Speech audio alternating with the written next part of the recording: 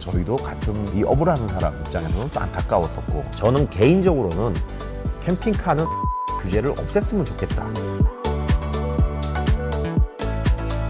예, 안녕하세요. 더카라반TV의 권민재입니다. 모처럼 월든이 아니라 더카라반TV로 다시 돌아왔습니다. 자, 더카라반TV에서 오늘은 어떤 주제를 갖고 얘기를 하려고 나왔냐면, 캠핑카를 가지고 해외여행을 나가려고 하는, 내 차를 가지고 떠나는 해외여행에 대한 관심들이 굉장히 높아지고 있는 게 사실입니다. 서유럽, 동유럽, 노르웨이, 핀란드 이런 데를 더 가보고 싶다. 근데 그런 좋은 곳을 가기 위해서 어쩔 수 없이 거쳐가야 되는 것이 또 유라시아 횡단길이 되겠죠. 블라디보스톡을 통해서 몽골을 거쳐서 이렇게 유럽까지 들어가는 거의 한 10,000km에 이르는 대장정의 길을 떠나시는 분들이 많으신데, 최근에 그 아제아짐님이라는 분의 유튜버가 관심을 끌게 된 거죠. 여기 보시면 스타모빌에서 만든 엠페러를 가지고 유럽 여행을 새 차를 만드셔서 캠핑카로 일본 일주하기도 하시고 나서 유라시아 세계 여행을 떠나신 것 같아요.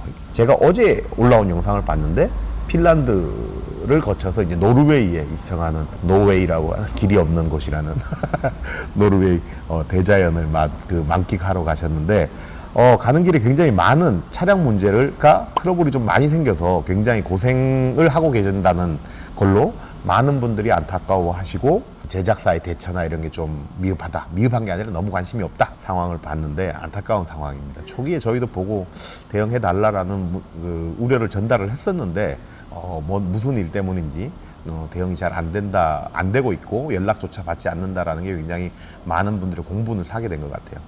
사실 해외여행을 떠난다는 게 제작사가 100% 보증하고 내 차는 아무 문제가 없습니다 할 수 있는 건 아니잖아요. 하지만 전화 받아주고 그 상황에 대해서 같이 공감해주고 방법을 찾아봐주고 이런 것들은 할 수 있는 일이잖아요. 그리고 뭐 요즘 한 일주일이면 해외 특송 어떤 부품이든 다 날아갈 수 있습니다. 보낼 수 있어요, 어디든. 그런 부품을 지원해 준다거나 수리센터를 찾아준다거나 여러 가지 방법들을 좀 찾아주고 같이 고민해주고 같이 걱정해 주길 바라는 거지, 소비자분들이 야 이건 내 차 완벽해야 되는데 여기서 고장났어, 너 여기서 고쳐, 이런 사람은 아마 없을 거죠. 근데 그런 부분에서 좀 미흡했던 부분들을 보면서 저희도 같은 이 업을 하는 사람 입장에서는 좀 안타까웠었고, 다행히 어제 영상에는 통화가 되셔서 어떤 보상책을 이야기하고 있는데, 근데 이게 보상책은 중요한 게 아니에요. 사실은 그런 어떤 금전적인 보상보다 심정적으로 함께 해주고 걱정해주고 방법을 찾아주는 게 우선이죠. 그래서 아무튼 굉장히 많은 고생을 하셨었던 것 같고, 지금도 앞으로 또 여행이 남아 있으시고, 지금은 영상 올라오는 것보다 더 멀리 더 많이 가 계시겠죠. 그러니 즐겁게 이제 좀 여행을 하고 계신 것 같은데, 큰 이슈들이 에어컨이 떨어진다거나 사이드 미러가 깨졌다거나 부러졌다거나 또 접합 부위가 잘못돼서 먼지가 유입된다거나 이런 크고 작은 트러블들이 막 생기는 걸 보고 많은 분들이 유라시아 횡단을 위한 차라면서 홍보했던 게 이제 되레 욕을 먹게 되는 상황이 된 것 같은데, 사실 개념이 다릅니다. 캠핑카와 오버랜딩을 하는 차는 개념 자체가 좀 달라요. 유라시아 횡단이라고 하면 오버랜딩이 되는 거죠. 저희 차 중에서도 오버랜드라는 브랜드명이 있어서 출시 초기에 이게 무슨 이륜구동차가 오버랜딩이야 막 그러셨는데, 이륜구동이냐 아니냐를 가지고 오버랜딩을 하는 차냐 아니냐를 구분하진 않아요. 그게 중요한 건 아닙니다. 오버랜드를 하시려는 분들께서 어떤 부분들을 고민해야 되는지 이 시간에 같이 한번 이야기를 해봤으면 좋겠다라는 생각이고요. 급기야 휠이 깨져가지고 실려 나가는 상황까지 어제 생기고, 저도 깜짝 놀랐는데 일주일 가량을 기다려서 쌍용 정품 휠을 구해서 했는데, 유럽에서 왜 그 휠을 못 구하느냐? 얇은 휠, 보기에도 좀 얇아 보이는 휠이고 굉장히 약한 휠을 썼어요. 물론 이제 스타일리시하게 만들기 위해서 그 차의 색깔과 맞추려고 휠을 또 바꾼 것 같더라고요. 근데 순정 휠이 알루미늄 휠인데 그걸 왜 굳이 바꿨을까라는 의문도 사실은 좀 들어요.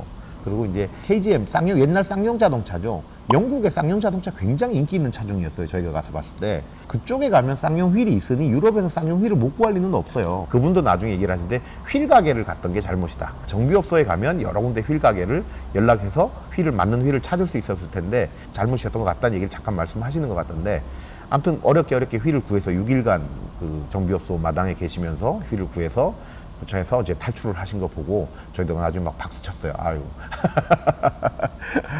어쨌든 굉장히 고생을 많이 하신 것 같고요. 그래서 그런 부분들에 대해서 이제 먼저 어떻게 다르냐, 그거 한번 알아볼 필요가 있겠죠. 오버랜딩 자동차와 캠핑카의 차이, 제가 한번 GPT한테 물어봤었는데 한번 물어봐 드릴까요? 뭐가 다른지 다시 한번. 캠핑카와 익스페디션 비클의 차이가 어떤 차이가 있을까요?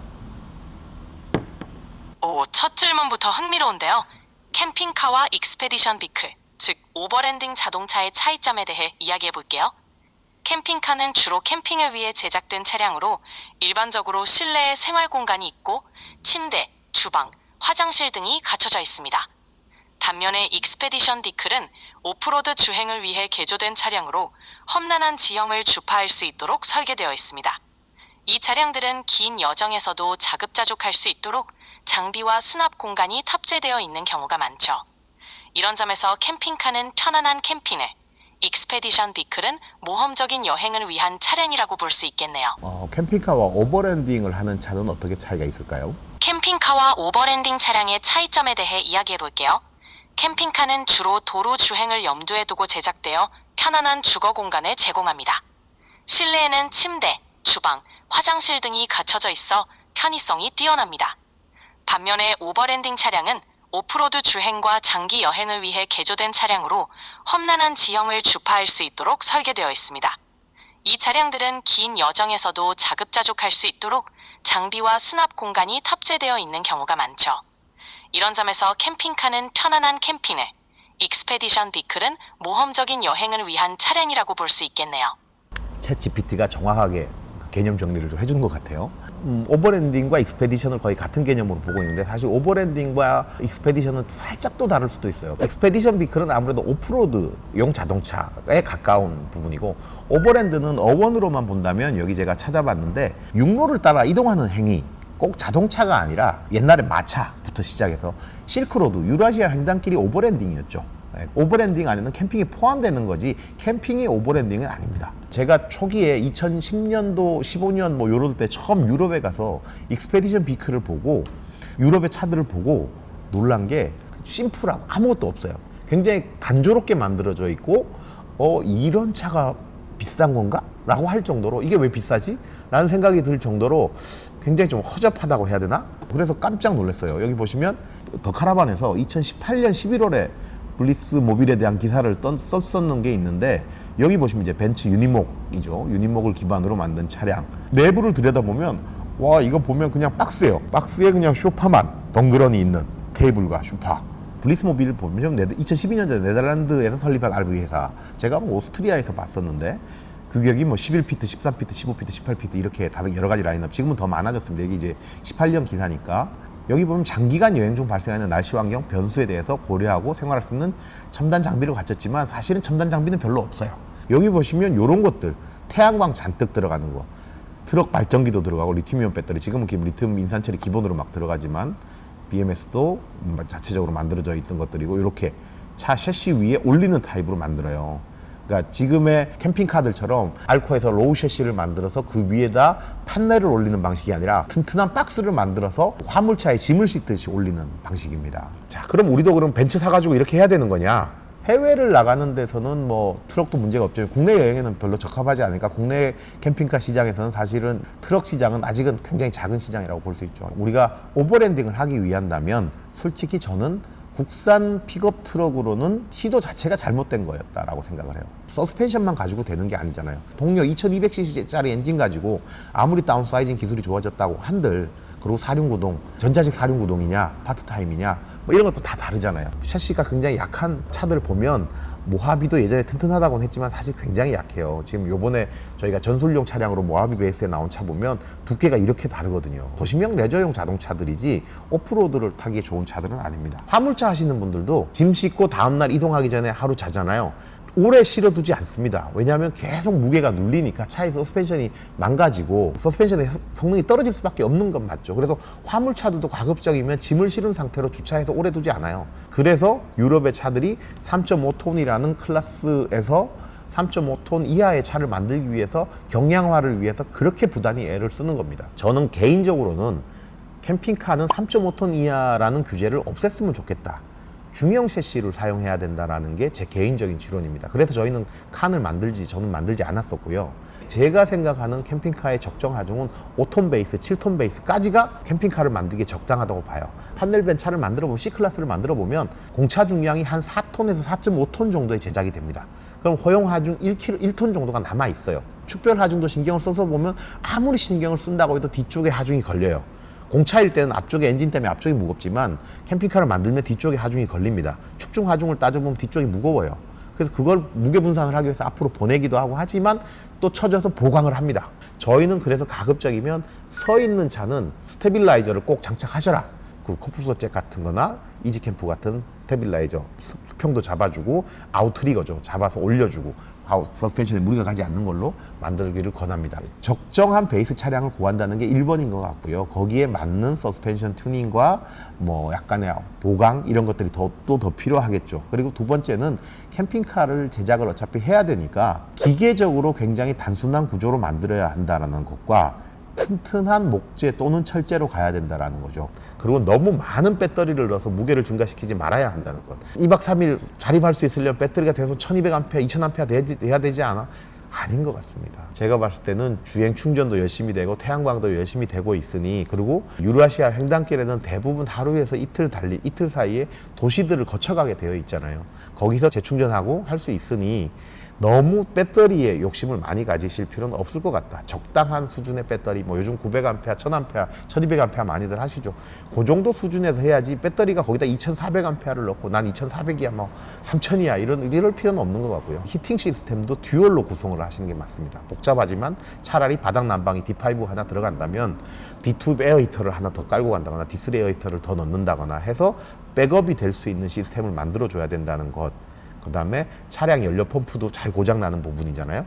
차에서 모든 연료를 당겨올 생각하지 말고 외부 연료 덩크를 가지고 거기서 끌어올 수 있는 방법, 히터 하나는. 그런 식의 백업 시스템이 이루어져야 된다는 것. 그 다음 도시에 가서 수리하고 고칠 수 있을 때까지 이동할 수 있는, 그게 중요하다는 거죠. 그리고 스페어 타이어. 최소한 오버랜딩을 위한 차라면 스페어 타이어를 가져가시는 게 맞다라고 보고, 정말 안 되면 컴프레셔도 있으셔야겠죠. 그런 장비들, 서바이벌 장비들, 생존에 필요한 장비들을 가지고 나가셔야 되는 거고, 뭐 이런 자질자질한 부품들을 좀 챙겨가고 가시기 전에 차에 대한 DIY와 캠핑카에 대한 DIY를 할 수 있는 자가 수리를 할 수 있는 부분들을 배우고 나가셔야 됩니다. 오버랜드를 거친 환경에 가서 오버랜딩을 꿈꾸시는 분들이라면 타이어 뚝딱 갈 수 있어야 하고 빵꾸 뚝딱 떼울 수 있어야 하고 뭐 이런 정도는 하실 수 있게끔 공부를 하고 준비를 해서 떠나시는 게 맞다라고 봅니다. 4x4 익스페디션 비클 그 클럽에 가입돼서 세계 여행을 하는 친구들이 한국에 많이 들어오는 걸 인터뷰한 기사가 있었는데, 그 친구들은 군용 차를 불화받아서 트럭에다 개발을 해서 3년 일정으로 돌다가 마지막 여행지에서 차를 팔고 귀국하더라고요. 그리고 그 친구들은 차를 항상 배로 이동시킵니다. 오버랜딩 할 때. 대륙을 그냥 거쳐 횡단하거나 이런 건 잘 하지 않더라고요. 너무 많은 고생이고, 그럴 바엔 내가 더 좋은 곳에 가서 좋은 걸 보고 좋은 걸 느끼겠다. 비행기 타고 편하게 가겠다. 물론 비용은 좀 더 들겠지만 그렇게 여행하는 것도 있고, 지금 유튜브에 보면 영국인 부부가 15년 된 아주 낡은 캠퍼밴 가지고 여행하는 부부가 있는데, 거기 되게 재밌게 보고 있는데, 한국에도 한 2달인가 3달 있다가 가고 일본에도 있다 오고 미국에도 있다 오는데, 그 부부는 항상 배편으로 차를 이동시킵니다. 그렇게 여행을 하는 게 오히려 너무 모험 여행이 아니라 여행이죠. 그래서 약간 그런 개념을 정리하신 다음에 나는 모험이 하고 싶어 라면 거기에 걸맞는 차를 가지고 제작을 한번 해보시고, 나는 모험 여행이 아니야, 유럽차만으로도 충분해 라고 생각하신다면 벤츠 엔노마드 가지고 유로하이차 횡단을 하지 마시라고 말씀드려요. 근데 유럽에 가서 타시겠다면 배편으로 보내서 타셔라. 얼마든지 다니실 수 있다. 판넬로 만든 C클래스 모터홈들은 유럽에서는 아무 문제 없이 다니실 수 있습니다. 하지만 횡단을 하시기에는 무리가 있으실 겁니다. 그리고 이런 캠퍼 박스들을 만드는 그 박스와 저 박스는 두께나 강성이나 이런 면에서 다 차이가 나기 때문에 같은 차라고 보시면 어렵습니다. 그리고 캐빈과 박스가 분리되어 있어서 이 움직임이 자유로워질 수 있어서 이 하중이나 비틀림이나 이런 강성이 더 좋아지는 겁니다. 그래서 아무튼 아재아집님의 여행을 저희도 여기서 열심히 응원하고 있고, 업체가 대응했던 부분이 이제 다시 연락이 됐다니까 지금이라도 지금까지의 소홀함이나 서운함을 만회할 수 있도록 적극적인 지원을 해주셨으면 좋겠다라고 같은 업계에 있는 사람으로서 당부를 드리는 거고, 또 여행 편안하게 보내시고, 지금 현재 국산 캠핑카든 국내 캠핑카를 가지고 해외에 나가 계신 분들이 즐겁고 안전하게 여행을 하실 수 있기를 바라는 마음에 말씀드리고, 또 이걸 지금 준비하시는 분들이 굉장히 많거든요. 그래서 저희가 DIY 교실도 만들어보고 익스페디션 여행단도 준비단도 한번 만들어보고, 이런 이야기들을 서로 계속 나눌 수 있는 환경을 만들어서 보다 많은 분들이 즐거운 내 차를 갖고 떠나는 해외여행을 하실 수 있도록 환경을 만들어 보려고 합니다. 함께 같이 해주시면 좋을 것 같고요. 다음 시간에는 저희가 또 다른 이제 국내 여행 어떻게 할 건지 캠핑카를 가지고 또 할 수 있는 그런 것들을 주제로 삼아서 다시 한번 또 찾아뵙도록 하겠습니다. 궁금하신 사항 있으면 댓글로 남겨주시면 또 답변 드리도록 수 있도록 하겠습니다. 고맙습니다.